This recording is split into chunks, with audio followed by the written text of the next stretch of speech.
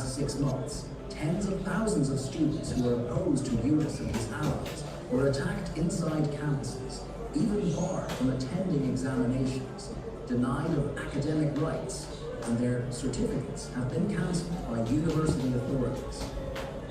Only because of political belief or alignment with the Awami League's student wing, scores of students were murdered, abducted from their home, and even thrown behind the bars. Now the questions over Yunus gaining undue privileges to expand business empire.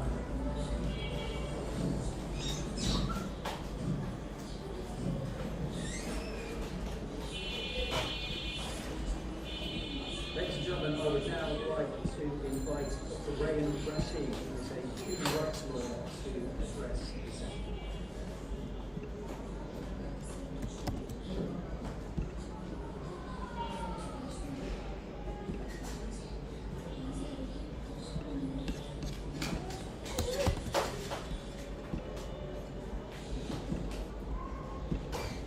Distinguished audience, just a few weeks ago, a quiet village in Bangladesh, a young girl was raped. Her father, seeking justice for his daughter, went to the police. Days later, she was murdered by the very men he had accused of harming her. There is this haunting image of that girl standing by her father's grave. She is not crying, she is simply staring, as if asking, "If I now seek justice for what the country is, or for what the country father?" These are the impossible questions being asked by young earth into Islam. I speak to you as a witness and as a chronicler who has documented foundation cases in our nation. I speak to you as someone who believes institutions such as he must act when justice is necessary, because inactions carry consequences. Since 8th August, under the leadership of Nobel Peace Laureate Dr. Yunus, Bangladesh has entered a period of alarming human rights attacks. Attacks on religious and ethnic minorities, Hindus, Christians, Sufis, Ahmadiyas have intensified. Transgender and LGBT communities have faced rising hostility. Political opposition, journalists have been silenced, detained, or forced to silence. Political space and the freedom of expression are shrinking. These are not isolated events. They are part of a wider pattern of intimidation, of impunity, and of fear. Lawyers, judges, and even accused individuals have been attacked, including in court premises. The judiciary is increasingly seen as under executive pressure. Trust in the justice system is failing. Mob violence continues, sexual violence skyrocketing. Hundreds of convicts, including those charged with terrorism, have been released. Over 450 police stations have been attacked. Weapons looted from these stations are now with extremist groups. While some investigations may be underway, few have resulted in transparent prosecutions. Impunity appears systemic. Yet, Dr. Yunus, the interim government, continues to deny and dismiss these claims. Dr. Yunus himself claimed these are all propaganda, these are all disinformation. But Dr. Yunus is no ordinary political figure. He carries a global image, a Nobel Peace Laureate, a reformer, a man above reproach. At least that's what the world thinks of him. This lends his denials a weight that obscures the truth. Clearly, moral prestige does not equal moral infallibility. We have seen that. On the other hand, the Office of the Office of the High Commissioner for Human Rights conducted an inquiry, but that has been widely criticized for its flawed methodology, bias, and a form of network capture. It is seen not as a neutral investigation, but as a report shaped by a narrow range of voices aligned with those in power today. International civil society actors has also fallen short. Some organizations having reached home. But too late and too late. Many of us reached out in good faith, but we were met with silence. If facts are judged by who delivers them, truth becomes negotiable. So today I make three points. First, that all alleged human rights violations, past and present, be investigated independently and impartially. Second, that the United Nations conduct a full internal review into the OHCHR's inquiry, its process, its findings, and networks of influence. And third, that the United States Congress hold a hearing into allegations of previous U.S. administration's interference in the regime change of Bangladesh. Distinguished delegates, we have seen this before in Indonesia, Iran, and in Syria. Let us not add Bangladesh to that list. That young girl, standing by her father's grave, is no longer just a victim. She has become a metaphor for today's Bangladesh. Violated, grieved, unheard, but still standing, still waiting. Let the word not be the way. Let the word not fail the people of God. Thank you. Very much. Dr. Brian Rashid, rights lawyer. We move now to our next panelist for her remarks, the award-winning investigative journalist and documentary filmmaker, Miss Zahar.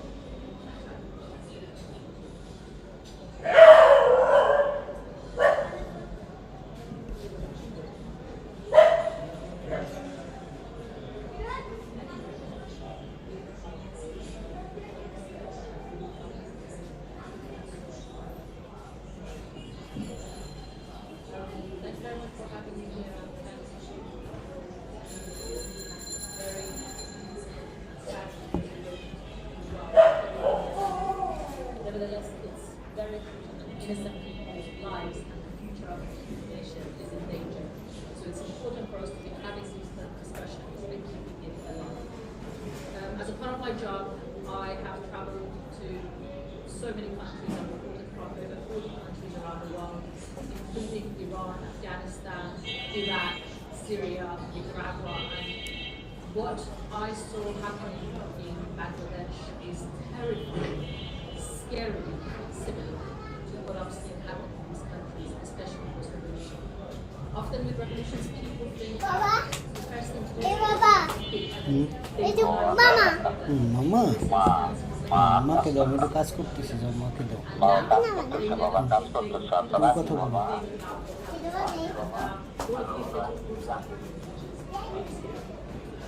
Now, I went to Bangladesh end of September, early October 2024, shortly after the outset of Sheikh Hasina's government of the student protests. I went there because I was keeping an eye on the news and the whole world was rushing. People, students were protesting, they were getting attacked in the streets. The world was suddenly paying attention. But when the government was ousted and I went there, it was extraordinary. Walking around the streets, I could see graffitis, murals on the walls about the success, about the sacrifices made where so many people lost their lives. And speaking to activists, journalists on the ground, they were happy. They felt like for the first time in a very long time they could speak openly without censoring themselves. And it was impossible to miss that hope on people's faces, people's eyes. You could see that they were hopeful for a better future for their country, so that all of the sacrifices they made wasn't for nothing. But beneath that hope, something very sinister was shining. Like you couldn't ignore it. It was simmering beneath the surface. Which brings me to why I went to Bangladesh in the first place. After the outset of the Sheikh Hasina government,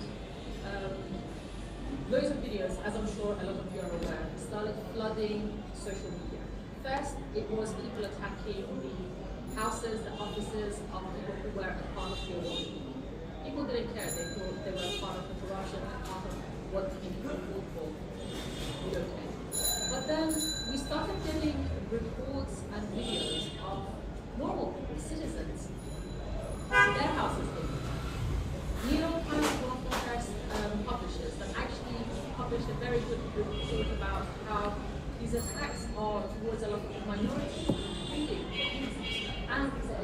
LGBT community. But I think this is very interesting because attacks against them has kind of been intertwined with Bangladesh's history since the formation of Bangladesh. And it's been intensifying recently, but then after the revolution, most of them were getting attacked, or at least there were reports of it. And then we see another report about a teacher having been attacked, so on and so forth. And suddenly the world was like, what is going on? And of course, the outrage in the Hindu majority neighboring India was public. But they started, the far-right Indian media started releasing a lot of footage, a lot of videos that were fake news. So amongst hundreds of actual legitimate attacks that people in the villages in Bangladesh were thinking about what was happening to them, a lot of videos that were fake, that were irrelevant, that were from years ago started to play. And that irresponsible reporting, a lot of the victims I spoke to around Bangladesh is the reason that the world, the BBC did a really great investigation debunking these. But what they failed to acknowledge is that a lot of these reports of these attacks are legitimate. People are getting attacked. Yes, there is fake news, but then there's also lots of legitimate ones. But after the BBC is debunking these videos, Al Jazeera followed. And then other publications come. And then the world was like, this is a part of the DJ's propaganda, we're paying them attention. As we all know, it's a very complicated fine thing. And that has left many, many people desperate. I want to start talking about the context. You all know, I'm sure, there is a lot to read about. I want to talk about some of the people I spoke to, and some of the people I spoke to. Can we have this slide with the photos, please?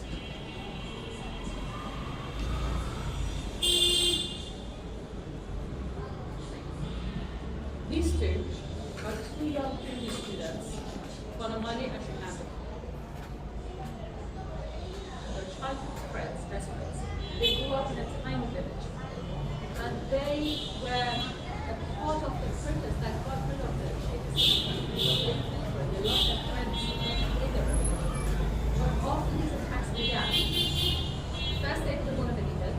Then Bonamani's father, the tour guide, his father's house was attacked. And that's when it came to him that these attacks are real. Even in the country. When he went back to his village to protect his father, he started seeing with his own eyes. He saw temples getting burned, houses getting burned, people, women, children being attacked. And so these two, along with their friends, gave up everything, gave up their studies, everything. And they made it their life to go and document these atrocities so that the world knows. Because the journalists were domestic journalists, nor journalists. And the government, with the policing backing, and the Asian government wanting to show like they're in control, they weren't really dealing with these attacks. So I started following them around the country. Can I see the next slide, please? This house, this was the first village they took. This village was enough for me to have seen and witnessed the pain, the videos that people were talking about. 17 houses, 3 temples in this village, in this Hindu majority village, were burned. This is just one of them. 17 houses. In each house, several families lived together. They had started building some of them, but many of them were abandoned, like this one. The family were so terrified to come back that they had just gone and hid away because they feared their lives. Because villagers told me that they're continuing to get threats. They sent their 17-year-old boy there just to be able to fix their things. And then I went to the neighbor's house, and I have the next one. This man, this house was his life's work. He had worked all of his life to be able to make this house. 4 or 5 weeks later, look at it. Even his dinner was on the floor, his medicine was on the floor. He was crying, he was like, what do I do? I have no more money to build this. I don't even have the power of energy. This was my life's work. What do I do? Why did they attack us? And he believes it's because they're Hindus. I went to several different of the 17 houses, and interestingly, not every single one of them were Hindus. 2 of them were Muslim families. But they told me they were attacked after giving shelter to their Hindu neighbors. And I challenged them. I was like, you know, I went there skeptical. I was like, how can they attacked you because you shouted at them? And they were telling me, they were shouting, you shout at the Hindus, and this is what you done. We're short on time, so I'm just gonna quickly go through a couple more. Can I see the next one? This is the Evangelists temple. He's praying there. And I also went to several different temples, and they said that they're coming up with people's gods. Because in desperate times, can we have the phones in silence? It's very distracting. Thank you. Anyway, they told me that they are coming after their gods because in desperate times you turn to God. But if your gods are attacked, then who do you turn to? Can I see the next one, please? This is one of the temple complexes I visited. They have taken the crematorium out of the ground and set every single one of the temples within the complex on fire. You couldn't see anything. They had put graffitis, they had dirt, a lot of this. They had destroyed it. They had gone out of their way. The people on the ground told me to send a message. Next one. This village, I went there. The night before I got there, the barn had been set on fire. The people, there are some really horrific photos that I'm not able to show you because they're really graphic. People were too scared to even speak to me on the record because they feared that they have no protection. They told me they called the police, but then the police don't come. They called the army, but they're short-staffed. They feel like they've been abandoned. Next. This wasn't supposed to be here, it's too boring. Maybe let's pass it and then I'll tell you about this. Yeah. And finally, I'll tell you about, you can hear about that guy in my report. This woman is the mother, like many other mothers, of young Bangladeshis who feel like they don't have a place left in Bangladesh and they're trying to escape to neighboring India or other countries. And of course, a lot of them end up dead. It's scary. 1 week before I spoke to her, about 10 days, she had lost her 14-year-old son who was so scared of these attacks that he tried to sleep. And they found his body on the border. Now, you can look into why these attacks are happening. It's very complex. I spoke to the police, the head of one of the heads of the police. He denied that these attacks are religiously motivated. I spoke to several Islamic leaders who all seem to want a Taliban-style rule for Bangladesh. And a lot of them have huge followings on social media. And the victims I spoke to say that it's rhetoric by people like them that is intensifying what they're going through, and people are terrified. Now, meeting victims was so easy. I visited about 9 villages and I spoke to dozens of families who every single one of them scarred in different ways. They've lost their family members, they've had their houses burned to the ground. It was really easy. You could literally go everywhere. But meeting people who are committed to supporting these attacks, or at least taking part in it, was virtually impossible. So I had to get bold. And the 2 young students that I told you took me to a temple complex that used to be a temple complex. And 3 weeks before I arrived there, they had attacked that temple complex, burnt it to the ground, and made a makeshift mosque on top of it. That was the only place I had a chance of speaking to people who might be supportive of this. Without me telling you what happened, I'm going to play an audio of when I went to try and speak to them, just to be able to show you the reality. And I must say, I usually make films. The reason I make this into podcast documentaries is because the subject is so sensitive. People are so scared that we wouldn't have capacity to capture all of those voices. Instead, let's focus on what's happening and what they're saying. 13 sixes to the second, Mr. 5. And I'll big 11 sixes. Just look at the number 1. 38. Difference of 25 sixes from the second position. How absolutely magnificent is that? And this is up and over once again, and will go the distance. Another 6. 6 number 39. That gave me. That's really not good bowling, it's in the slot. There is also another crematorium where a mosque was made by the terrorists. They made a mosque in a Hindu crematorium. Yes. And they told the president and the secretary not to go this crematorium. They will kill the president and the secretary. We arrived in Broken Village, Mysore, in Kathmandu district. Just weeks before, a Hindu crematorium in Orient Central stood right here. This crematorium was used by the Hindus to burn dead body, but the Muslims of this area made a mosque in that place. In place of the Hindu crematorium, now stands a small mosque. Its newly built tin roof and brick walls, a stark replacement. Outside, a handful of men mingling in conversation. One of them unmistakably dressed as an imam. I am worrying about our security. That's why I don't want to just risk anyone's life. To avoid inflaming tensions, we park our car a short distance away, taking care to conceal my recording equipment. Banumani, Shrikanta and I wait in the car while our local producer Sakib cautiously approaches the mosque to gauge if the men are willing to talk.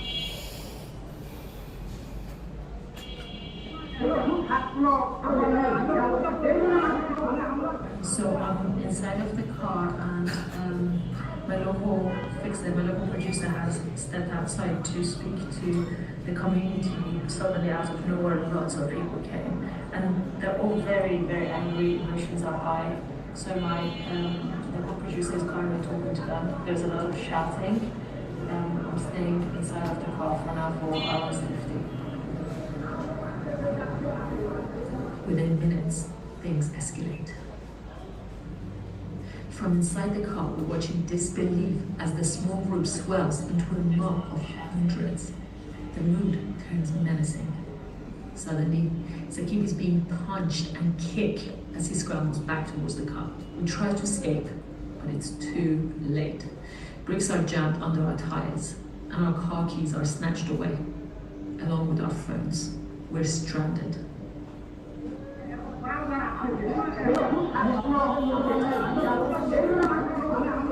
Trapped, we sit frozen inside the car, watching in horror. A few individuals attempt to calm the furious mob, but others press forward, pelting the car with bricks and stones, their shouts dripping with venom. Some spit against the windows.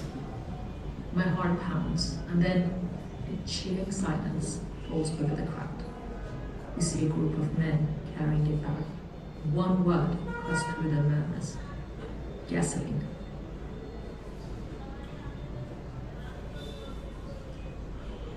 I think this got cut short, but I'll tell you one thing.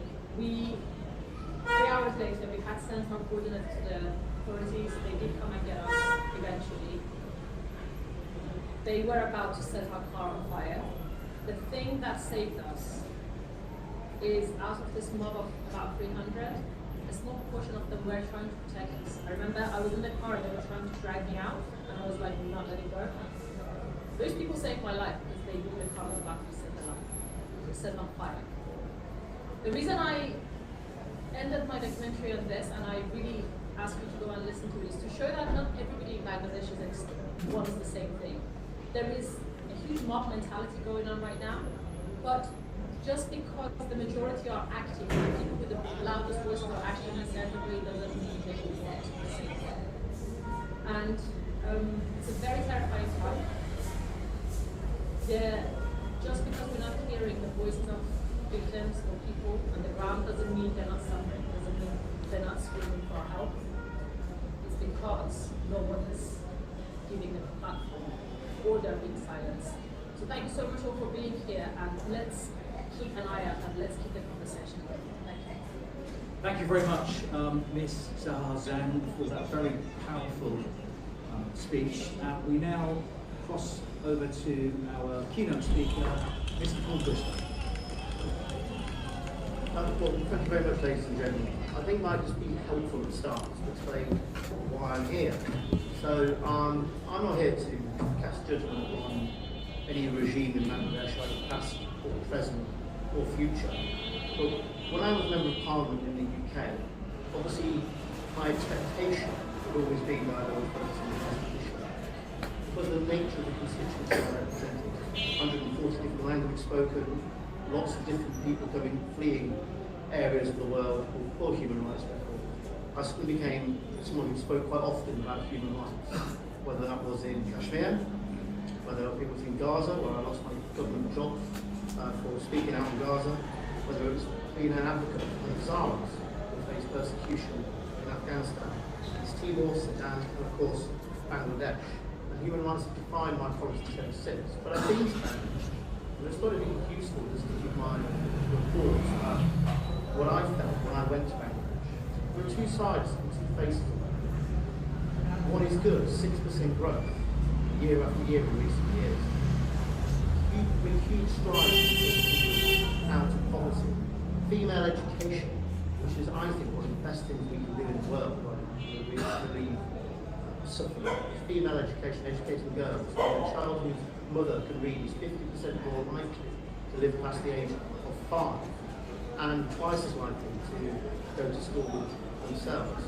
With just one additional school year, a woman's earnings increased by 50. And I saw that. Huge strides were taken in the education of women. And I also saw the kindness in Bangladesh. One of the biggest human rights disasters, the biggest refugee camp in the world is in Bangladesh, in Cox's Bazar, the Rohingya refugee camp. Its biggest refugee emergency into Syria was there in Bangladesh. And I've been there since, for a long period, 2017. I've been there myself. I remember seeing a man who took me around his shelter, told me how proud of very little that he had. Very little that he had. And it's worth noting, yes, the work there is supported by the UNHRC, and without them, we would have lots poorer outcomes for refugees in the community, Rohingyas in Bangladesh, and of course, the fled Myanmar was a person in Myanmar. But if it wasn't for those people, and so when I talk about it, so there's two sides of it, two sides of it. Kindness of Bangladesh. The other side, of course, is corruption. The other side is using the law as a political weapon rather than reason or argument. And of course, human rights abuses. These aren't new. These didn't all occur. That all was before. But there's a deteriorating security situation. One has to recognise that. The questions that I would ask, I've only got a very brief period of time. The questions that I would ask, what happens to the economic growth in Bangladesh that's occurred in recent years? If the security situation, the human rights situation, what happens to the rights of minorities in Bangladesh? If the security situation, the human rights situation is improved in Bangladesh? And what will happen to those women who are being educated and progress in Bangladesh? And the experience of girls in Bangladesh, if the security situation, the human rights situation isn't expected, and the security situation doesn't improve. And what happens to the Rohingya refugees? Over 1 million of them in Cox's Bazar, one of the beautiful parts of Bangladesh, don't see them. What happens to them if Bangladesh starts its case? Human rights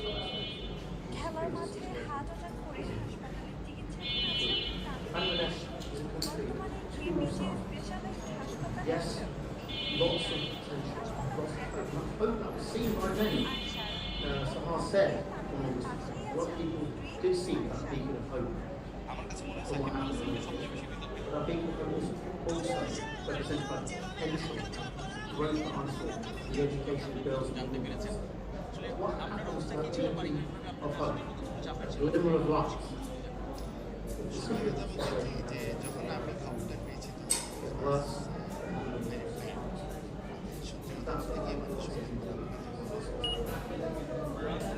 you very much indeed to Mr. Paul Bristol. I'd like to thank all of our panellists. Now, unfortunately, due to time constraints, we're not going to have too much time for questions, but maybe a question or two quickly. If somebody in the room would like to put their hand up. Sir, over there, please state your question quickly and we'll get the panel's comment. Thank you for the Currently, the situation in Bangladesh is very unstable. Recently, there has been a lot of press of innocent businessmen, human rights activists, journalists being arrested unlawfully. There has been a massive increase in underage rape, robbery, and as a British citizen, I feel unsafe and unsecure to travel to my motherland with my family. Law and order at its highest corruption rate. In the panel, when will I feel safe to travel to my motherland again with my family? Thank you very much. When will I feel safe to travel to my motherland again? You need to be brief, but anybody on the panel would like to answer that question? Paul, Salah? I mean, I went there.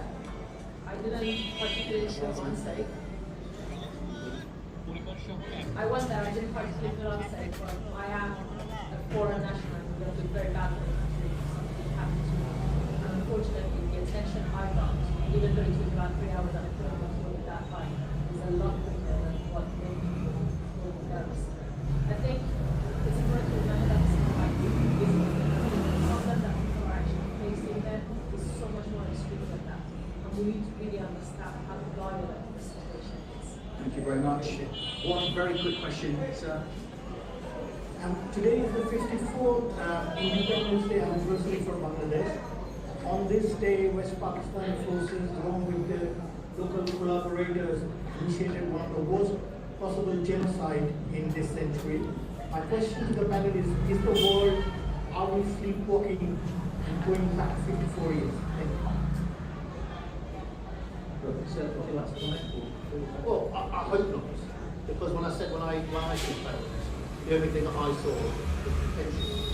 But I'm not ignorant. I know there were two sides to Bangladesh. I remember sitting down with human rights, sitting down with the High Commissioner of Bangladesh back then, the issue of human rights. If that situation is deteriorating, then it's just a huge missed opportunity for Bangladesh. There's nothing but potential for that country. It can be a significant player in the future. It's beholden on the international community to protect the rights of those who have been persecuted and to ensure that that potential is there and we can lift those millions of people out of poverty and educate women and girls. And that's where we leave it. And I'm just going to throw to the chair to say thank you and to close the session. It was really amazing. Thank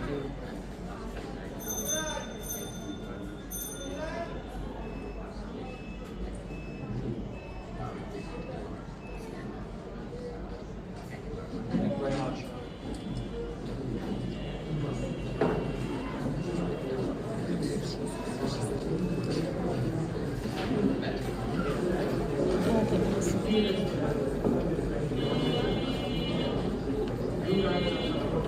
hello, এখন তো জি আসলো। اللهم اهدنا فيمن هديت